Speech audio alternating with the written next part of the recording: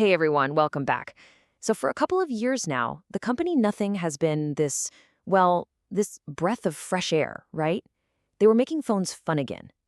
But with their brand new device, the Nothing Phone 3, they've dropped something that has pretty much everyone scratching their heads and asking, what were they thinking?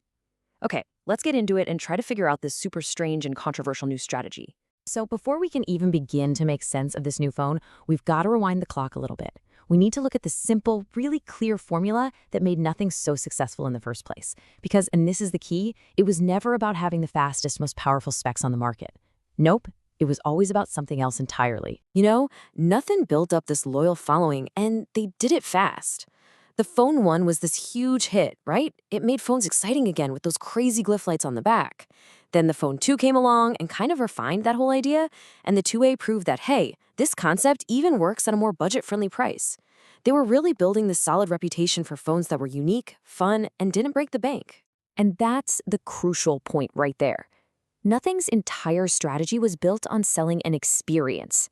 For the average person, for you and me, what really matters is a phone that feels smooth, that doesn't lag, that can run most games, has a battery that actually lasts all day, and takes pretty good photos. And Nothing absolutely nailed that smooth, reliable experience. And just when it seemed like they had this winning formula locked down, the story takes this really sharp turn. With the Nothing Phone 3, it's like the company took its own rulebook and just tossed it right out the window. So the first shocker was the price, $800. This is not a mid-range hero. This phone is priced to compete directly in flagship territory. We're talking head-to-head with the absolute giants, Apple's iPhone, Samsung's Galaxy, and Google's Pixel. And, when you start looking at the hardware you're actually getting for that $800, a pretty clear gap starts to show. You're getting a sub-flagship chipset, a less advanced screen, and even thicker bezels compared to what the other guys are offering for the exact same price. On paper, it doesn't really stack up.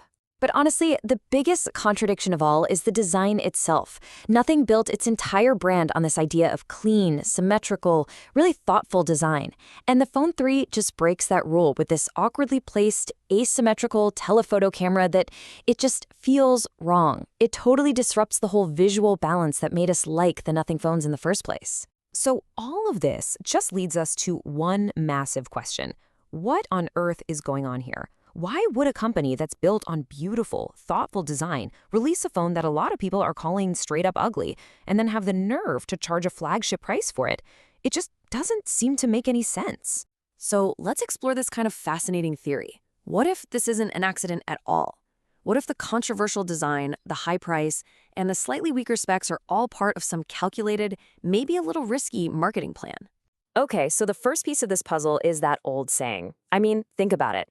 Everybody was talking about the design of the Phone 1, but the Phone 2 and the 2A, they were a little more conventional, and they got way less buzz. This new, quote-unquote, ugly design has the entire internet talking about Nothing again. And even if a lot of the comments are negative, the brand is right back in the spotlight. And this just perfectly illustrates the second part of the strategy, which CEO Carl Pei has kind of hinted at. That $800, it's not just for the hardware. It's the premium you pay to own something different. In a world full of identical-looking iPhones and Galaxies, the Phone 3 is guaranteed to be a conversation starter. That's the price of standing out. Okay, so we've kind of unpacked this wild strategy, but let's look past the controversy and the price tag for a minute. How does this phone actually perform? What's it like to use day to day? So Nothing has evolved its signature feature.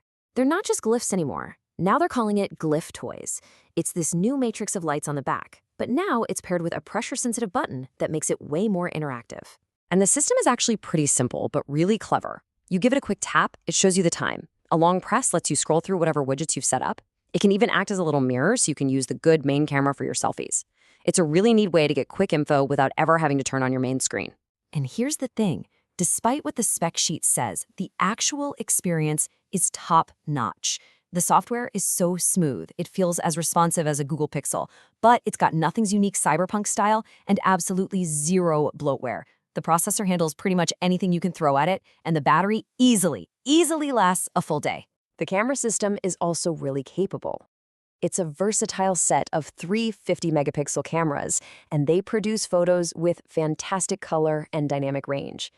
Okay, they might not have that razor-sharp detail of the absolute top-tier phones, and the telephoto can get a little soft in low light, but for 99% of the pictures you're going to take, it's a great camera that'll make most people very, very happy. So what we're left with is a phone that performs beautifully, but it's wrapped in this super controversial design, and it comes with a premium price tag.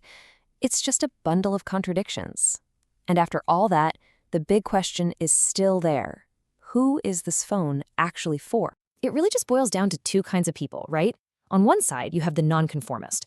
This is the person who wants something unique, something that starts a conversation, and they're willing to pay premium for it.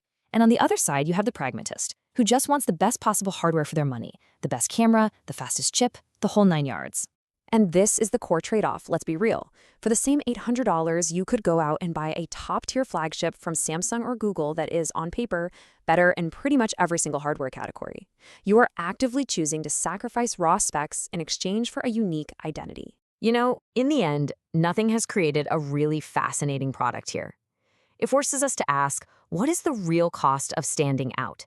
Is being different actually worth paying a premium for hardware that's technically not as good? And maybe, just maybe, the line between something being uniquely special and just plain ugly is all a matter of perspective. It's a bold gamble, that's for sure, and only time will tell if it actually pays off for them.